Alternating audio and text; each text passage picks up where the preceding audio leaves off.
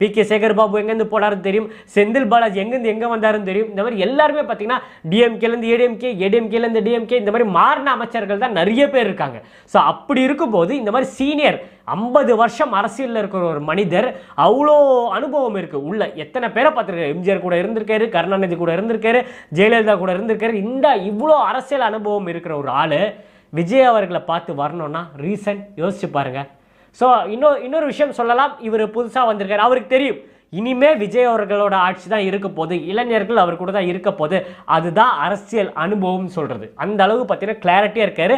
விஜய் அவர்களை நேற்று போய் சந்திச்சாரு. இன்னைக்கு ஒஃபிஷியலாக பார்த்தீங்கன்னா தமிழக வெற்றி கழகத்தில் அவர் இணையிற நியூஸ் பார்த்தீங்கன்னா ஃப்ளாஷ் ஆக போகுது. உதயநிதி பிறந்தநாள் அண்டரில் போகும்போது இந்த நியூஸு ஃப்ளாஷாக இருக்க போகுது. ஸோ இதுதான் இன்னைக்கு இருக்கிறதுல ஹாட் டாபிக். நான் சொல்கிற விஷயங்கள் ஆல்மோஸ்ட் உங்களுக்கு எல்லாருக்குமே புரிஞ்சிருக்கும்னு நினைக்கிறேன். இதுதாங்க அரசியல் புரிதல், அரசியல் நாலேஜ். நிறைய பேர் சொல்கிறாங்க உங்களுக்கெல்லாம் பொலிட்டிக்ஸ் தெரியுமான்ட்டு. பொலிட்டிக்ஸ் தெரிஞ்ச மனிதர் பண்ண விஷயத்தை பாருங்கள். இன்னொரு விஷயமும் இருக்குது, ஏன் அவருக்கு விஜய் தான் ஆப்ஷனான்ட்டு நீங்கள் யோசிச்சு பாருங்கள். இப்போ உதயநிதி ஸ்டாலின்லாம் பார்த்தீங்கன்னா இப்போ அரசியல் வர்றாரு, சொல்கிறார் 75 வருஷம் கட்சியெல்லாம் சொல்கிறாரு. நான் உதயநிதி ஸ்டாலின் கட்சியில் என்ன பண்ணார், திராவிட முன்னேற்ற கழகத்தில் என்ன பண்ணி இந்த இடத்துக்கு வந்தார் சொல்ல முடியுமா? படம் நடித்தார், ஓகே. ஃபேம் வந்தது, ஓகே. உள்ளே வந்தார், ஸ்டாலின் பையன், ஓகே. மற்றபடி திராவிட முன்னேற்ற கழகத்தில் என்ன களப்பணி பண்ணார்? ஏன்னா எங்கள் தலைவர் தளபதி விஜய் அவர்கள் பழைய நியூஸ் எல்லாம் நீங்கள் எடுத்து பாருங்கள். ஏன் சேனலு நான் வேறு யாரையும் பார்க்க சொல்ல, கடந்த 6 வருஷமாக என்னோட வீடியோவை எடுத்து பாருங்கள். விஜய் நான் மக்கள் இயக்கம் பேரில், ரசிகர் மன்றம் பேரில் ஒவ்வொரு மாவட்டத்திலும், ஒவ்வொரு தொகுதியிலும், ஒவ்வொரு வட்டத்திலும் எவ்வளோ திட்டங்கள், எவ்வளோ பேரை படிக்க வச்சுட்டு இருக்காரு.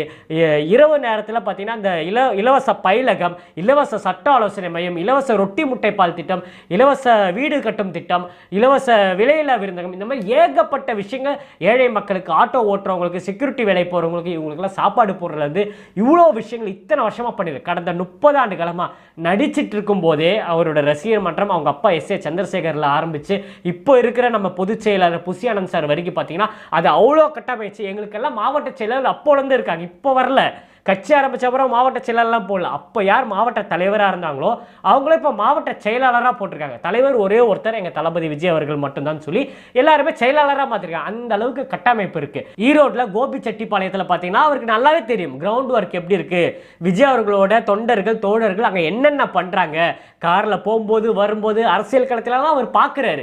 ஸோ அவருக்கு நல்லா தெரிஞ்சிருக்கு டிஎம்கே ஆல்மோஸ்ட் காலி ஆக போகுது, இனிமே விஜய் அவர்கள் தான் இருக்க போகிறார் நல்லா தெரிஞ்சிருக்கு.